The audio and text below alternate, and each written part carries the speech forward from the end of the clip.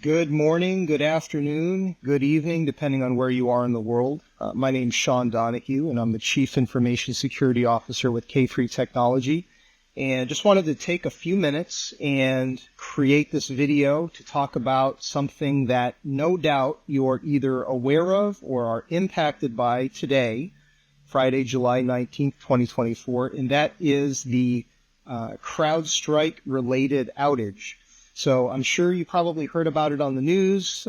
You may be at an airport like our CEO is, and currently his flight is canceled. You may be in the UK watching the BBC and they took it off the air. And so undoubtedly at this point, what's coming to your mind is, first of all, what in the world is going on? Are we under attack? Is the world ending? And what on earth is Crowdstrike? Because I've never heard about it before. So let me start with the last question.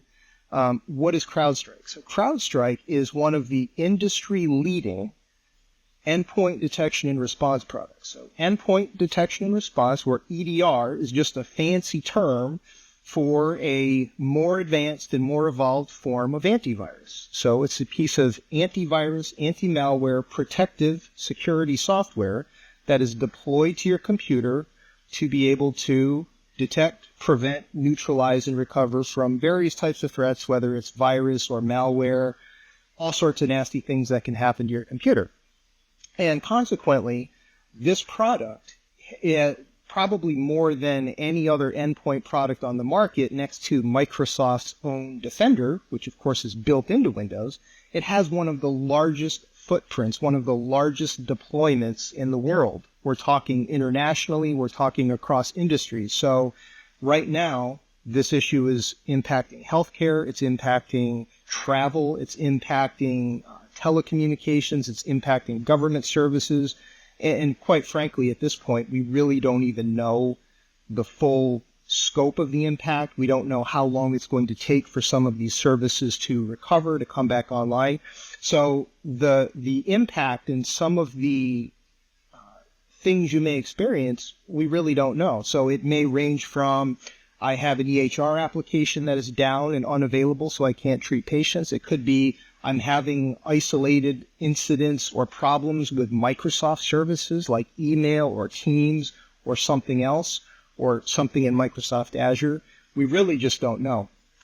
So I want to just take just a brief moment to talk about exactly what happened and how you, as a business owner, not an IT professional, not somebody who necessarily knows their way around a computer very well, what can you do if you are impacted to recover from this? So essentially the issue is that all antivirus software, all endpoint security software functions by deploying frequent updates, which you'd expect because it needs to be protecting you against the latest and greatest, most recent threats. And so consequently, it needs to be pushing out updates on a regular basis. That's number one. Number two, as a piece of endpoint security software, when it's installed in Windows or Mac or any other operating system, it has to run at an extremely low level. It runs very, very close to the core or the kernel of the operating system. And it installs various components or pieces of itself there in order to do its job. So what that means, consequently, is that it's running with a very high level of privilege, meaning it's able to do a lot of things that only the operating system, these things that are protected normally, are able to do.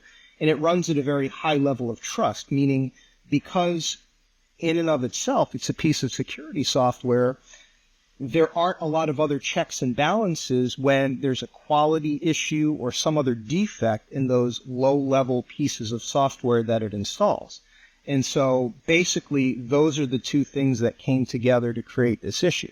So according to the company, they released a faulty content update. And normally, when you think of content, you think of signatures and the other things you download on a daily basis to protect you against the latest threats. Well, it wasn't that at all. So it was content, it was a piece of the software, but what it actually was a driver, right, or a system-level piece of software that's installed very close, again, to the core of the operating system that wreaked havoc.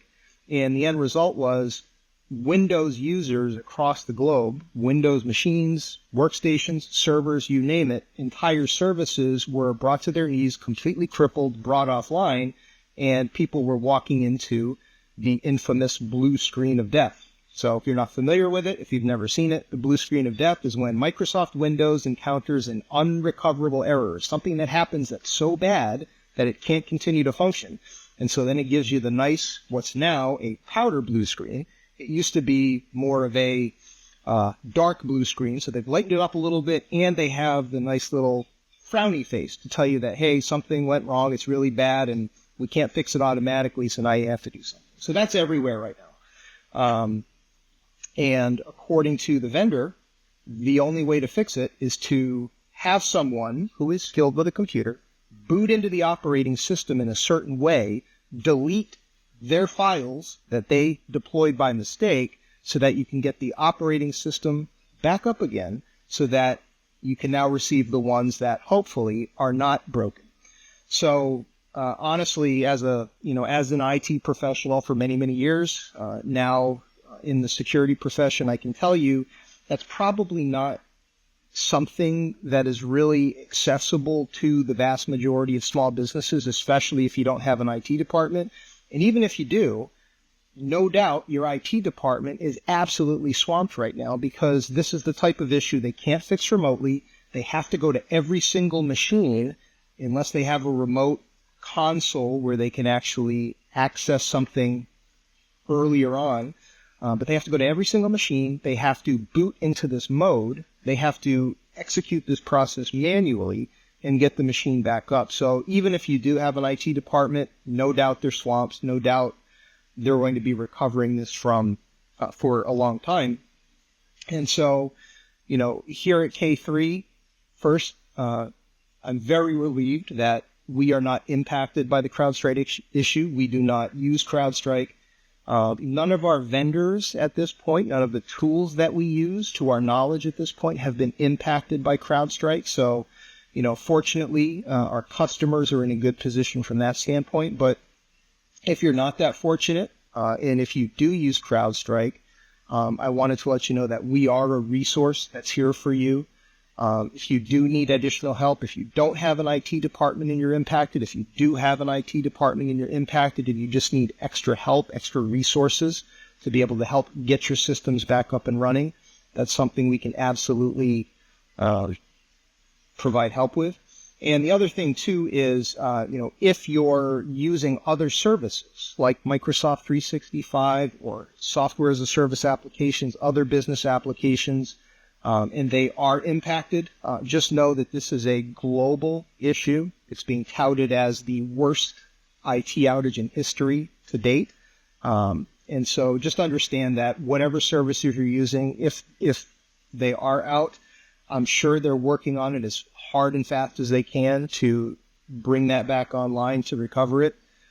It's really not their fault. They couldn't have really foreseen that an endpoint security vendor of this caliber, of this magnitude, and of this footprint, really would have been subject to that type of an issue. But it's a difficult situation for everybody. We're here to help. Hopefully this video was instructive and giving you an overview of what the issue is, the real scope and magnitude. And if you need any help, don't hesitate to reach out.